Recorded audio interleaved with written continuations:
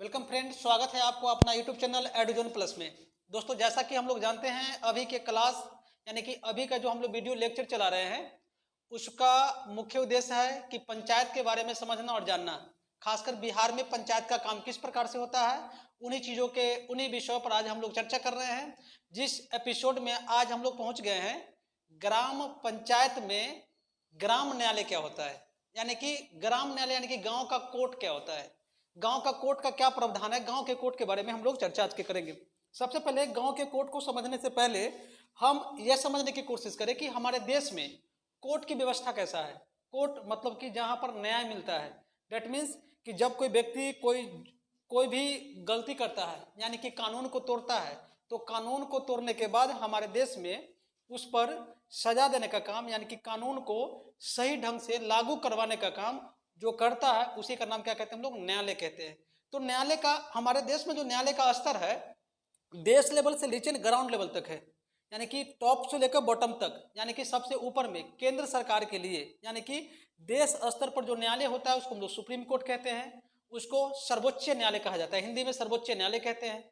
उसी प्रकार से राज्य स्तर पर जो न्यायालय होता है उसको हम लोग हाई कोर्ट कहते हैं, हाई कोर्ट मीन्स उच्च न्यायालय कहते हैं। उसी प्रकार से जब जिला लेवल का न्यायालय होता है तो जिला लेवल के न्यायालय को हम लोग अधीनस्थ न्यायालय या जिला न्यायालय कहते हैं।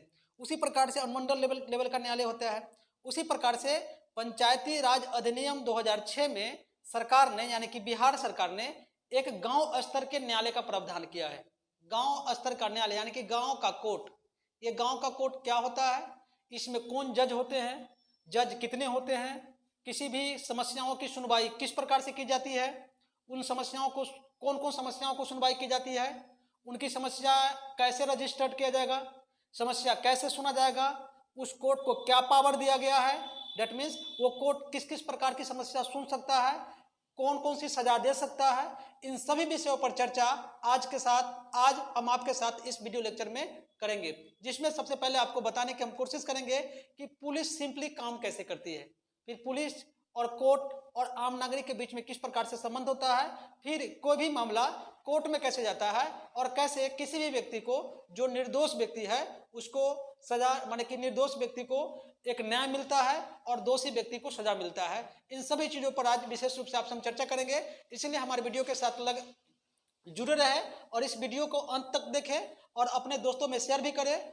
और हमारे चैनल को सब्सक्राइब करें, ताकि जो भी हम अपने वीडियो अपलोड करेंगे उसके सारे चीज आपको वीडियो के सभी जो ग्रुप है आपके चैनल पर शो करेगा और आपके पास नोटिफिकेशन आ जाएगा नए वीडियो का, और उस वीडियो आपके पास सबसे पहले पहुंचेगा। इसलिए हमारे वीडियो को सबसे पहले हमारे चैनल को सब्सक्राइब कर लीजिए। सब्सक्राइब जब कर लेंगे आप, तो जो भी वीडियो मैं अपलोड करूंगा वो उसका नोटिफिकेशन सबसे पहले आपके पास चला जाएगा। फिर आप इस वीडियो का आसानी से पूर्ण देख सकते हैं और अपनी ज्ञान और कुशलता और अपनी क्षमता, दिमाग की क्षमता और कार्य करने की शैली आपको बढ़ सकती है। इसलिए दोस्तों, सबसे पहले हम लोग आज बात करेंगे पुलिस के बारे में कि पुलिस क्या होती है, पुलिस का क्या काम होता है, पुलिस और आम नागरिक के बीच में क्या संबंध होता है, फिर पुलिस और कोर्ट के बीच में क्या संबंध होता है। इन चीजों पर पहले चर्चा करते हैं, उसके बाद हम लोग ग्राम न्यायालय पर आएंगे।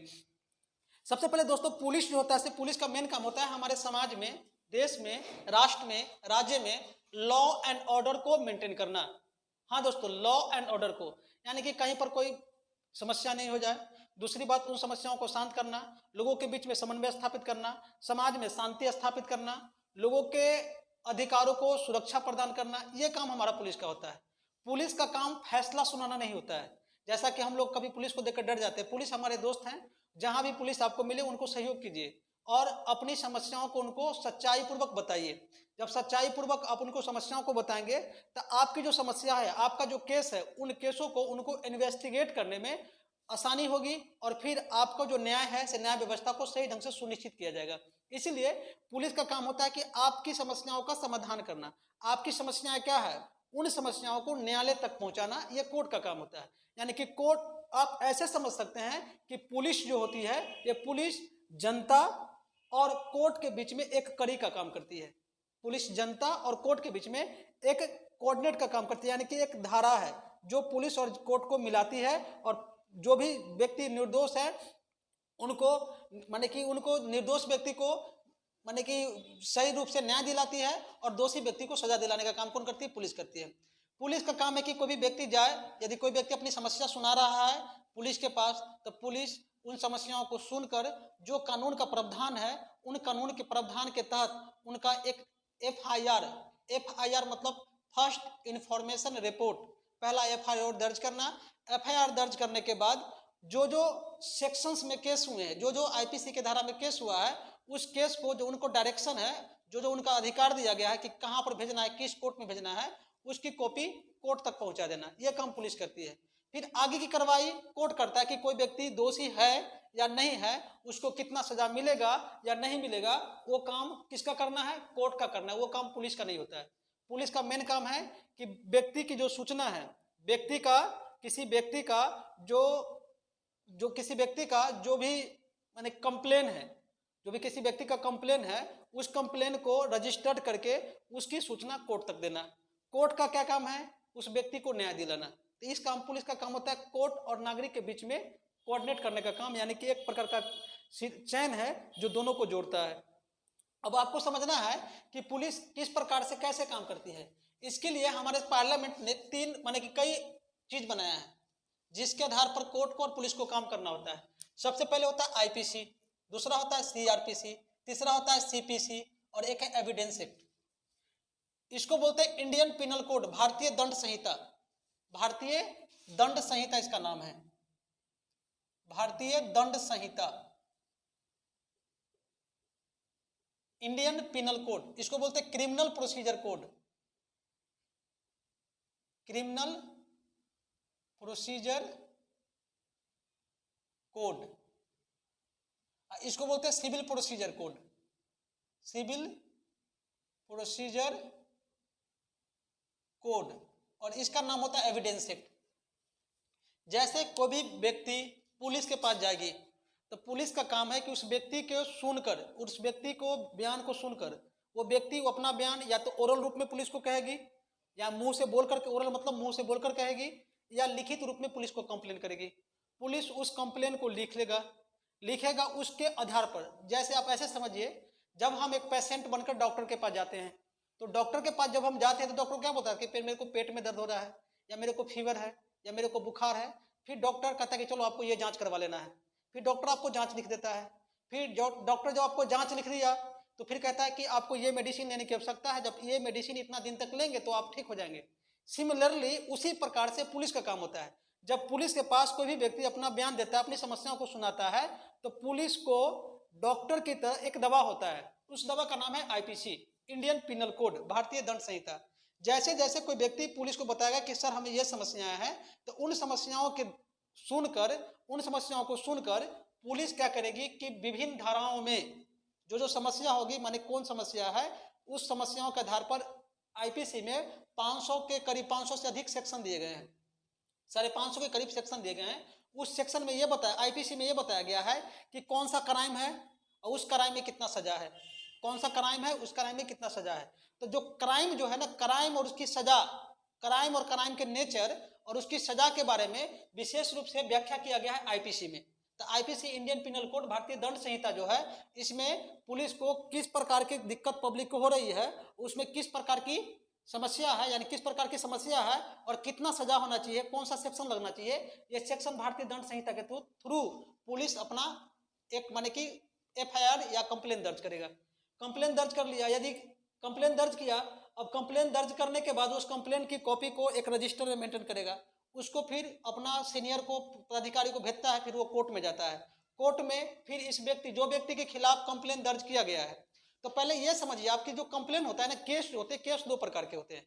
एक केस का नाम होता है सिविल केस, सिविल का मतलब होता है दीवानी केस, और एक होता है फौजीदारी केस।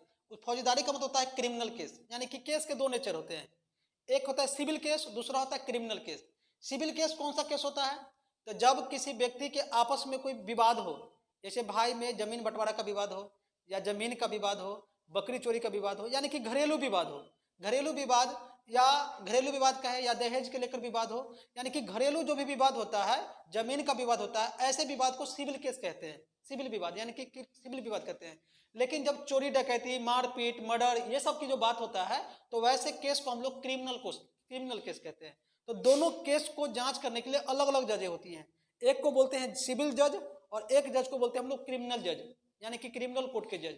तो जज अलग होते हैं, उसको सेशन कोर्ट के जज कहते हैं, इसको सिविल जज कहते हैं। तो दोनों जज अलग अलग प्रकार के केस देखते हैं और फिर उसको केस किस प्रकार से लिखना है, किस प्रकार से जब केस कंप्लेन हो गया तो उसकी जांच कैसे करना है, जांच का प्रोसीजर क्या होगा, व्यक्ति का अरेस्ट कैसे होगा, इन सभी चीजों को जो दिया हुआ है इन दोनों चीजों में दिया हुआ है। जैसे किसी कोई भी क्रिमिनल के अगेंस्ट में कोई केस लिखा गया, वो क्रिमिनल केस है, यानी कि केस दो प्रकार के हैं, जैसे में होता है सिविल केस या क्रिमिनल केस। यदि कोई व्यक्ति क्राइम किया तो क्रिमिनल केस यदि होता है नेचर में, तो क्रिमिनल केस को कैसे लिखना है, किस प्रकार से उसको जांच करना है, इन्वेस्टिगेट कैसे करना है, इन्वेस्टिगेट करके जो भी व्यक्ति दोषी उसको अरेस्ट कैसे करना है, इन सभी चीजों का प्रावधान जो है क्रिमिनल प्रोसीजर कोड में दिया गया है। यानी क्रिमिनल प्रोसीजर कोड में यह बताया गया है कि कोर्ट को किसी भी क्रिमिनल को किस प्रकार से दंडित करना है, पुलिस को कैसे अरेस्ट करना है, कैसे कंप्लेंट लिख करना है, कैसे जांच करना है, इन सभी चीजों के बारे में क्रिमिनल प्रोसीजर कोड में दिया गया है। उसी प्रकार से यदि सिविल कोड है, यानी कि सिविल प्रोसीजर कोड है, यदि किसी के अगेंस्ट में सिविल केस दायर हुआ है, यानी किसी व्यक्ति के अगेंस्ट में कोई व्यक्ति ने जाकर सिविल केस कर दिया, जैसे किसी भाई का जमीन विवाद के लेकर केस है, या किसी महिलाओं के आपस में कोई महिला के पति पत्नी का कोई रिलेशन का केस है, पत्नी को तलाक देने का केस है, पति का तलाक देने का केस है, पारिवारिक मुद्दा है, तो ये सब मुद्दा सिविल केस के अंदर में आता है। तो जब सिविल केस हो तो सिविल केस को कैसे रजिस्टर करना है, किस प्रकार से उसका एफआईआर लिखना है, कैसे उसका चार्जशीट तैयार करना है, कैसे केस की जांच करना है, कैसे कोर्ट इसकी सुनवाई करेगा, कोर्ट का सुनवाई का प्रोसीजर क्या होगा, इन सभी चीजों की व्याख्या जो है सीपीसी में दिया गया, क्रिमिनल सिविल प्रोसीजर कोड में दिया गया। जैसा कि हम लोग जानते हैं कि कोई भी व्यक्ति क्राइम कर दे, क्राइम करने के बाद जब तक उस व्यक्ति के खिलाफ में पुख्ता सबूत नहीं मिलता है तब तक कोर्ट उसको सजा नहीं सुना सकती है। यानी कि कोर्ट को सजा सुनाने के लिए यह जरूरी होता है कि उस व्यक्ति को खिलाफ में कोई पुख्ता सबूत हो। बिना सबूत को कोई भी कोर्ट जो है, यानी कि कोई भी कोर्ट उसको सजा नहीं सुना सकती, सजा नहीं दे सकती है। भले पुलिस अरेस्ट कर लेती है, अरेस्ट करके कोर्ट के सामने पेश कर लेती है, कोर्ट को पेश करने के बाद पुलिस को चार्जशीट लिखना होता है। चार्जशीट का मतलब कि वो व्यक्ति क्राइम किया, क्राइम में संलिप्त था, उसकी जांच करेगी पुलिस, पुलिस अपना जांच का एक रिपोर्ट तैयार करती है, उसी को चार्जशीट कहते हैं। वो चार्जशीट कोर्ट के सामने में पेश होता है, फिर उस चार्जशीट के आधार पर कोर्ट को यह निर्णय लेना होता है कि व्यक्ति दोषी है या नहीं है। यदि व्यक्ति दोषी हो गया तब उसको सजा मिलेगी, यदि व्यक्ति दोषी नहीं है तो कोर्ट उसको ऐसे बरी कर देता है, यानी कि व्यक्ति को निर्दोष रूप से पकड़ा गया है। यानी कि किसी व्यक्ति को पुलिस पकड़ ले तो पुलिस पकड़ के यदि कोर्ट में पहुंचा देती है तो कोर्ट में पहुंचाने का मतलब ये नहीं कि उसको सजा होना ही है। वो एवरीथिंग डिपेंड्स ऑन क्या चीज पर, एविडेंस पर। वो एविडेंस पर निर्भर करता है कि इसको सजा होना है या नहीं होना है। लेकिन आपको एक चीज और समझना है कि जैसे केस के भी दो नेचर होते हैं, एक को बोलते हैं हम लोग वेलेबल केस, वेलेबल केस, एक बोलते हैं नॉन वेलेबल केस। वेलेबल केस का मतलब होता है कि जिस केस में बेल आसानी से मिल जाता है, यानी कि कोई भी व्यक्ति क्राइम किया, क्राइम करके पुलिस ने उसको अरेस्ट कर लिया, पुलिस अरेस्ट करके कोर्ट भेज दिया, यानी कि जेल में बंद कर दिया। तो जेल में बंद करने के जैसे मैं बताया कि कोई भी पुलिस किसी व्यक्ति को अरेस्ट करता है तो 24 घंटे के अंदर में पुलिस को उस व्यक्ति को मजिस्ट्रेट के सामने में पेश करना होता है। 24 घंटे के अंदर में पुलिस को मजिस्ट्रेट के सामने में पेश करना होता है। यदि मजिस्ट्रेट के सामने पेश नहीं करेगा तो उस पुलिस के खिलाफ केस कार्रवाई हो सकता है। तो मान लो कि 24 घंटे के सामने पुलिस ने मजिस्ट्रेट के सामने में पेश कर दिया, तो उस व्यक्ति को यदि क्राइम यदि मान लो कि सिंपल क्राइम है जिससे कि देश की शांति, अखंडता, एकता पर कोई प्रभाव नहीं पड़ सकता है, न किसी को अधिक नुकसान पहुंचा रहा है, या कोई दंगा फसाद नहीं हो सकता है, तो ऐसे केस में उस व्यक्ति को कोर्ट जो है बेल दे सकता है, एक बेल बॉन्ड भराकर बेल दे सकता है। यानी कि उसके खिलाफ केस तो है लेकिन पुलिस कहेगा कि तुम्हें जेल में रखने की जरूरत नहीं है, तुम बाहर जाओ, तो उसको बेल कहते हैं, बेलेबल केस, यानी कि उसका बेल मिल सकता है। एक होता है कि नॉन बेलेबल केस, वो बहुत सीरियस केस होता है। यदि कोई केस में लगे कि देश की एकता, अखंडता पर प्रभाव पड़ेगा, दंगा फसाद हो सकता है, मारपीट हो सकता है, अशांति फैल सकती है, तो ऐसे केस के लिए कोर्ट को माने कि कोर्ट बेल नहीं करती है, जल्दी से बेल मिलता नहीं है, उसको नॉन बेलेबल केस मिलते हैं। उस केस में डायरेक्ट लिखा होता है कि ये केस में बेल नहीं मिल सकता है, तो उसको नॉन बेलेबल केस के नाम से हम लोग जानते हैं। तो वो नॉन बेलेबल केस, तब केस दो प्रकार के होते हैं, बेलेबल और नॉन बेलेबल। तो इन सभी केसों की सुनवाई कोर्ट करता है। उसी प्रकार से आपको समझ में आया कि पुलिस क्या करेगी, पुलिस का काम है केस लिखना और उसकी फाइल कॉपी कहाँ देना, कोर्ट में देना। फिर कोर्ट उसकी सुनवाई करेगा और उसके एविडेंस के आधार पर, यानी कि एविडेंस के आधार पर का मतलब कि जो उसके पास एविडेंस हो, एविडेंस का मतलब जो उसके पास प्रमाण हो कि भाई ये गलती किया है कि नहीं किया है, गवाह के आधार पर उसको सजा सुनाया जाएगा। और गवाह यदि उसके खिलाफ है तो उसकी सजा होगी, गवाह उसके खिलाफ नहीं है तो सजा नहीं होगी। अब यहाँ पर हम लोग बात करने जा रहे हैं कि भाई ग्राम न्यायालय को क्या पावर दिया गया है। क्या ग्राम न्यायालय कोर्ट की तरह काम करता है? तो हाँ, डेफिनेटली काम करता है। जिस प्रकार से हाई कोर्ट, सुप्रीम कोर्ट या डिस्ट्रिक्ट कोर्ट काम करता है, उसी प्रकार से ग्राम न्यायालय काम करता है। इसमें सबसे आपको अच्छा चीज समझ में यह आएगा कि लोग यहाँ पर पढ़ लिख कर जज बनते हैं। यहाँ पर लोग को पढ़ लिख कर जज बनना पड़ता है, रात दिन पढ़ते लिखते हैं तब जाकर जज बनते हैं। यहाँ के जज साहब जो होते हैं बिना पढ़े लिखे होते हैं। यहाँ के जज साहब जैसे सरपंच यहाँ पर चीफ जस्टिस की तरह काम करते हैं।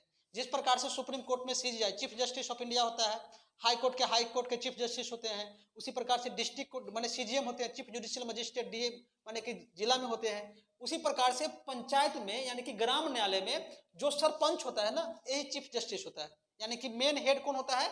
सरपंच होता है। दूसरी बात, उसमें से वो एक उप सरपंच को चुना जाता है। अब उप सरपंच को कैसे चुना जाएगा?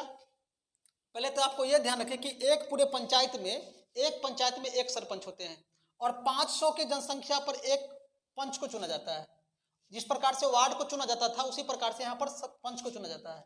फिर पंच में से एक व्यक्ति को उप सरपंच के चुनाव होता है। ये उप सरपंच के चुनाव बीडीओ कराते हैं। बीडीओ सभी पंच को बुलाते हैं, उसको वोटिंग कराते हैं। वोटिंग में जो व्यक्ति जीत गया वो उप सरपंच बनता है। ये ऐसे ही अध्यक्ष के रूप में काम करेगा, उपाध्यक्ष के रूप में काम करेगा। एक सरकार ने इसको असिस्ट करने के लिए, इसको सहायता करने के लिए, क्योंकि ग्राम न्यायालय में लोग जो पंच बनकर आते हैं या सरपंच बनकर आते हैं, उनको कानून का उतना बहुत ज्ञान नहीं होता है कि कानून कैसे काम करता है। तो उनको असिस्ट करने के लिए 3 साल का डिग्री लिए हुए कोई वकालत के पढ़ाई किए हुए व्यक्ति इनका न्याय मित्र का काम करेगा। यानी कि वकील होता है सिंपली, यानी कि वकालत की डिग्री होगा तभी वो न्याय मित्र होगा। न्याय मित्र का मतलब ये जज को, यानी कि ये सरपंच को या उप सरपंच को या पंच को असिस्ट करेगा कि आपको काम कैसे करना है, ये बताएगा कौन? न्याय मित्र। और उसमें से एक सचिव होता है जो उसके रोज के काम को हैंडल करके रखता है कि कैसे काम हो, कितना कितना काम करना है, कौन कौन काम होगा, उसको तो लिखित रूप में विवरण को रखने वाला कौन होगा? सचिव होगा। ये दोनों की नियुक्ति तो सरकार करती है, ये लोग को पब्लिक चुनती है। देखो, जो चुनाव ऐसे जैसे बताया मैं, चुनाव हो गया, जिस प्रकार से हम लोग मुखिया को हटाते थे ना, मुखिया का हटाने का जो विधि था, मुखिया यदि मर गया तो उसका पद खाली हो जाएगा। यदि उसी प्रकार से सरपंच त्याग पत्र दे सकता है तो डिस्ट्रिक्ट कलेक्टर को त्याग पत्र देगा, या जो डिस्ट्रिक्ट कलेक्टर को त्याग पत्र देगा। ये दूसरी बात कि शक्ति का दुरुपयोग करने पर इसको जो वहाँ का कमिश्नर होगा उस प्रमंडल का, वो हटा सकता है। अविश्वास मत द्वारा, जिस प्रकार से मुखिया के खिलाफ अविश्वास मत लाया जाता था, उसी प्रकार से सरपंच के खिलाफ भी अविश्वास मत लाया जा सकता है। तो 3 तरीके से, इन सभी तरीकों से सरपंच को या उप सरपंच को पद से हटाया जा सकता है। लेकिन पंच को हटाने का कोई तरीका नहीं है, लेकिन पंच अपना त्याग पत्र उप सरपंच को दे सकता है और इस प्रकार से पद अपना खाली कर सकता है। ये दोनों तो सरकारी कर्मचारी है, तो इनको हटाने की कोई जरूरत नहीं है। इनका जो मेन काम जो दिया गया है दीवानी अदालत का। दीवानी अदालत का मतलब कि जब कोई समाज में घरेलू विवाद हो जाए, या किसी का चारा माने किसी का अनाज माने किसी का फसल कोई किसी का जानवर खा गया, उसका विवाद हो गया, या मान लो कि किसी व्यक्ति के जमीन बंटवारे का विवाद है, लेकिन वो विवाद यदि 10,000 का कम वैल्यू का है, यदि कोई भी विवाद 10,000 रुपये का कम वैल्यू का है, तो उस विवाद की सुनवाई करने का पावर जो है ये ग्राम न्यायालय को दिया गया है। यानी कि ग्राम न्यायालय उसी विवादों को सुनवाई करेगा जो उसके पंचायत के क्षेत्र में, यानी कि उसके पंचायत के क्षेत्र में वो वैल्यू, यानी कि कोई भी विवाद जो आपस में लड़ाई का विवाद हो, आपस में किसी को छोड़ने माने कि पति पत्नी का कोई विवाद हो, दहेज का विवाद हो, घरेलू हिंसा का विवाद हो, ये विवाद जो घर में माने कि उसके पंचायत के क्षेत्र में हो और उसकी वैल्यू 10,000 से कम हो, तो ऐसे विवाद की सुनवाई करने का, इस ऐसे विवाद पर फैसला और सुनवाई करने का पावर जो है मुख्य रूप से किसको दे दिया गया है? ग्राम न्यायालय को, यानी कि सरपंच करेगा ये। अब देखो, इसमें ये सीपीसी 1908 के प्रयोग कर सकता है। 10,000 के कम वैल्यू का जो होगा विवाद, उसका ये उपयोग कर सकता है। लेकिन इतना ही नहीं, जो आईपीसी के सेक्शन यानी Indian penal code Indian penal code 1860 का जो सेक्शन है आईपीसी का, उस सेक्शन में यदि कोई भी व्यक्ति ग्राम न्यायालय को सूचना नहीं दिया, यानी कि ग्राम न्यायालय के जो पंच सरपंच को नहीं बताया, मान लो कि अपना आप को तेज बन गया, चला गया केस करने पुलिस के पास, तो पुलिस के पास केस करने जाएगा तो पुलिस क्या करेगा? तो पुलिस का काम है भाई केस लिखना, तो पुलिस तो केस लिखेगी। तो पुलिस केस लिखेगी तो इन बयानों पर, मान लो कि धारा 140, 142, 143, 145, 147, 151, 153, 160, 172, 74, 78, 269, 277, इन सभी धाराओं यानी कि 506, 507, 403, 426, इन सभी धाराओं के अंदर में यदि कोई व्यक्ति जाकर पुलिस के अंदर में केस लिखा देता है, तो केस यदि पुलिस में लिखा दिया तो वो पुलिस को उस जो लोकल थाना है, उस लोकल थाना को सबसे पहले ये जांच करना है कि ये केस किस पंचायत से आया है। उसको मालूम हो गया कि इस पंचायत से ये केस आया है, तो उस पंचायत के जो ग्राम न्यायालय है, उस ग्राम न्यायालय को इसकी कॉपी 15 दिन के अंदर में देना पड़ता है। यानी कि याद रखिए कि आपका जो थाना अध्यक्ष होगा, आपका पंचायत जिस थाना अध्यक्ष के अंदर में है, उस थाना अध्यक्ष के यहाँ यानी कि थाना में यदि कोई भी कंप्लेन कोई व्यक्ति जाकर कर दिया, वो कंप्लेन इस सभी सेक्शन के अंदर में हो, यानी 140, 142, 143 ये सब आईपीसी के सेक्शन में यदि कंप्लेन किया गया है, तो उस पुलिस को यानी कि थाना अध्यक्ष को ग्राम न्यायालय को इसका रिपोर्ट भेजना पड़ता है। और ये रिपोर्ट पर फिर वो पढ़कर ग्राम न्यायालय के सरपंच जो है उस पर कार्रवाई करता है और उस पर सुनता है कि क्या फैसला है, उसका फैसला का सुनवाई करता है। मान लो कि एक सेक्शन है 379, 380, 381, इस आईपीसी धारा के तहत कोई भी व्यक्ति चोरी करता है तो चोरी का सेक्शन लगता है 379, 380, 381। चोरी के सेक्शन है 379, 380, 381। यदि कोई व्यक्ति चोरी करता है और चोरी किया गया वस्तु का मूल्य 10,000 से कम है, तो वैसे परिस्थिति में भी ये इस पर फैसला देने का पावर किसका है? ग्राम न्यायालय का, यानी कि सरपंच फैसला देगा। लेकिन एक चीज और ध्यान है कि देखो, यदि ये फैसला सुनाता है, ग्राम न्यायालय फैसला सुनाता है, तो किसी व्यक्ति को जेल जाने का माने कि जेल जाने का उसको शक्ति माने जेल की सजा सुनाने का शक्ति नहीं है। यानी ग्राम न्यायालय का पंच या सरपंच यदि कोई फैसला को सुनाता है तो उसमें किसी व्यक्ति को जेल नहीं भेज सकता है, वो जेल भेजाने का शक्ति नहीं है उसको। लेकिन इसके पास एक शक्ति ये है कि ये जुर्माना कर सकता है। यदि कोई व्यक्ति कोई बदमाशी किया, आपस में लड़ाई झगड़ा कर लेता है, तो वैसे व्यक्ति को ये जुर्माना दे सकता है। लेकिन जुर्माना का रकम कितना होना चाहिए? 1,000 से अधिक नहीं होना चाहिए। या अधिक से अधिक किसी व्यक्ति पर जुर्माना जब करेगा तो जुर्माना का रकम मात्र 1,000 होना चाहिए। याद रहे आपको दोस्तों कि जब ग्राम न्यायालय के कोई भी सरपंच साहब हैं या पंच साहब है या उप सरपंच साहब है, ये यदि किसी फैसला पर यदि विचार करते हैं और किसी व्यक्ति को ये सजा सुनाते हैं, तो सजा तो पहले बात आपको यह कि किसी व्यक्ति को जेल नहीं भेज सकते हैं। यदि कोई विवाद आपके क्षेत्राधिकार के परे है, जो इस सेक्शन में केस नहीं हुआ हो और ये केस सेक्शन का केस नहीं है और वो विवाद 10,000 मूल्य से ज्यादा का है, यदि विवाद जिस विवाद आपके पास आया है, यदि उस विवाद का वैल्यू 10,000 रुपये से ज्यादा है, तो उसकी कॉपी, यदि सिविल केस है उसकी कॉपी आप एसडीएम के पास भेजेंगे, यानी कि सब डिवीजन मजिस्ट्रेट जो अनुमंडल दंडाधिकारी होते हैं, वो अनुमंडल दंडाधिकारी इस पर सुनवाई करेंगे। आपको इस कॉपी को लिखित रूप में भेजना है, कहाँ? अनुमंडल दंडाधिकारी को। सपोज कीजिए कि कोई भी व्यक्ति बहुत तेज बना, कहा कि पुलिस तो मेरे को सुनता नहीं है, पुलिस को लिखते हैं, ये फिर यहाँ भेज देता है। और कोई व्यक्ति काफी तेज बन गया और फिर चला गया जिला कोर्ट में, जिला न्यायालय में, और ये सब सेक्शन पर केस लिखवा दिया, इसमें से किसी सेक्शन पर केस लिखवा दिया, तो फिर भी जिला न्यायालय को भी ये पावर दिया गया है कि जिला न्यायालय इस पर लिखा हुआ केस को खुद नहीं सुनेगा, वो फिर उसकी कॉपी कहाँ भेज देगा? ग्राम न्यायालय को। पावर किसका है? ग्राम न्यायालय को ही सुनना है, वहां पर जिला न्यायालय आपकी बात को नहीं सुनेगा। इसलिए कोई भी व्यक्ति यदि इस मामला होता है, जो मामला 10,000 के कम वैल्यू है, उसका निपटारा करने का पावर किसको दिया गया? ग्राम न्यायालय को ही दिया गया है। तो याद रखिए आपकी जब ग्राम न्यायालय आपके बगल में जो ग्राम पंचायत में आप किसी ग्राम पंचायत में रह रहे हैं, तो ग्राम पंचायत का यह पावर दिया गया कि आपके फैसला, आपका जो विभिन्न प्रकार के मुद्दा है उस पर सुनाई आपके ग्राम न्यायालय करेंगे। ग्राम न्यायालय में कौन करेंगे? तो पहले सरपंच, वो नहीं है तो उप सरपंच। और वैसे नहीं, जिस प्रकार से जजों की बैठक होती है, जज में एक कोरम होता है, वो कोरम के थ्रू क्या होता है? किसी भी फैसला पर डिसीजन लिया जाता है। उसी प्रकार से जब सरपंच बैठते हैं ना, सरपंच तो अध्यक्षता करते हैं, उप सरपंच जितने भी पंच होंगे सभी उस बैठक में बैठते हैं। और जब कोई भी बैठक में निर्णय लिया गया तो उस निर्णय को लिखित रूप में देना पड़ता है। लिखित रूप में पंच, उप सरपंच, सरपंच, उप सरपंच, पंच, ये सभी का हस्ताक्षर उस पर होना चाहिए, उसका मोहर होना चाहिए। फिर जाकर आपके बारे में समझा जाएगा कि हाँ, इस चीज का निपटारा पंचों के द्वारा यानी कि ग्राम न्यायालय के द्वारा किया गया, फिर आपका विवाद निपटारा संपन्न माना जाएगा। इसलिए विवाद की समस्या माने विवाद को समाधान करने का पावर, जो भी विवाद ग्राम स्तर का है, जो सिविल विवाद है, उस विवादों को केवल और केवल पावर ग्राम न्यायालय को दिया गया है। वो ग्राम न्यायालय में केवल या तो पंच या सरपंच पंचों के समूह द्वारा कोई भी व्यक्ति को पंचों में से किसी एक व्यक्ति को चुनकर भी उसका निर्णय दिलाया जा सकता है कि ये व्यक्ति ने ऐसा गलती किया और इसके डिसीजन पर इस व्यक्ति को सजा होना चाहिए या नहीं होना चाहिए, तो सामूहिक रूप से भी डिसीजन लिया जाता है। सपोज कीजिए कि कोई भी व्यक्ति को लगा ऐसा कि पंच ने गलती कर दिया, गलती पंच जो सरपंच जो है से ये तो उसके पक्ष में फैसला सुना दिया, तो वो अपील कर सकता है। अपील कैसे कर सकता है? तो पूर्ण पूर्ण ग्राम न्यायालय के कोरम में। पूर्ण ग्राम न्यायालय के कोरम का मतलब क्या होता है कि जितने भी सरपंच पंच उसमें हैं, उसमें से इस विचार को सुनने के लिए कम से कम 7 पंच उसका डिसीजन देगा कि हाँ, 7 पंच कहेगा कि हाँ सहमति है, तब जाकर निर्णय होगा।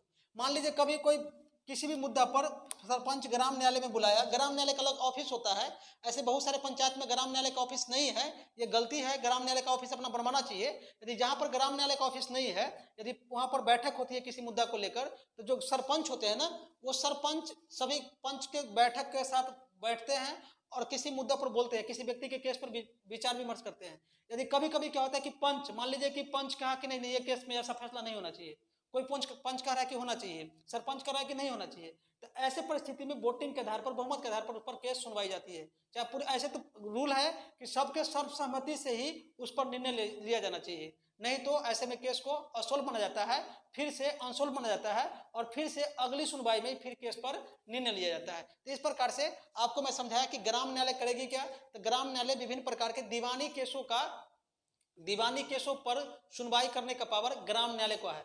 मर्डर केस, यदि क्रिमिनल केस है, तो क्रिमिनल केस की सुनवाई ग्राम न्यायालय को नहीं भेजा जाता है। यदि मान लीजिए किसी का मर्डर हो गया है, 302 का मुकदमा है या 307 का मुकदमा है, तो ऐसी मुकदमा की सुनवाई फिर जिला न्यायालय में जाएगा या हाई कोर्ट में जाएगा या सुप्रीम कोर्ट में जाएगा, जहां पर उसको लोगों को अपना अपील करेगा, या माने पहले तो जिला न्यायालय में जाता है, उसके बाद अपील करके लोग हाई कोर्ट में ले जाए या सुप्रीम कोर्ट में ले जाए, वहां पर उस मामला को भेजा जाता है। तो दोस्तों आपको याद रखना चाहिए कि ग्राम न्यायालय आपके गांव स्तर पे, आपके पंचायत में काफी शक्तिशाली निकाय है। उस निकाय का काम है गांव के विभिन्न प्रकार के विवादों को निपटारा करना।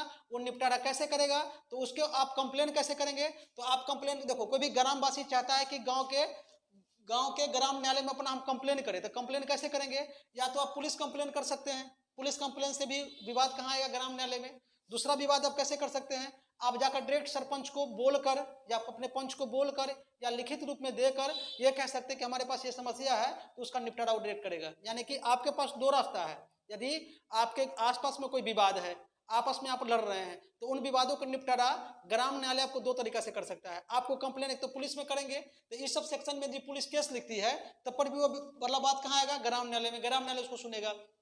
या आप डायरेक्ट ग्राम न्यायालय को बोलकर, यानी कि ओरल रूप में या लिख कर उसको अपना कंप्लेन दर्ज कराएंगे, फिर उस पर सुनवाई ग्राम न्यायालय अपना ऑफिस में, यानी कि अपना ऑफिस में जहाँ भी ग्राम न्यायालय का कक्ष होगा, ऑफिस होगा, वहाँ पर बुलाकर उस पर फैसला लेगा, जो सामूहिक सभी पंचों, सरपंच और उप सरपंच न्याय मित्र के साथ लिया जाता है। तो दोस्तों जैसा कि मैं बताया, आपको ग्राम न्यायालय के काम के बारे में जरूर समझ में आया होगा और ये वीडियो काफ़ी पसंद भी आया होगा, इसलिए इस वीडियो को पूर्ण देखें और अपने दोस्तों में शेयर भी करें।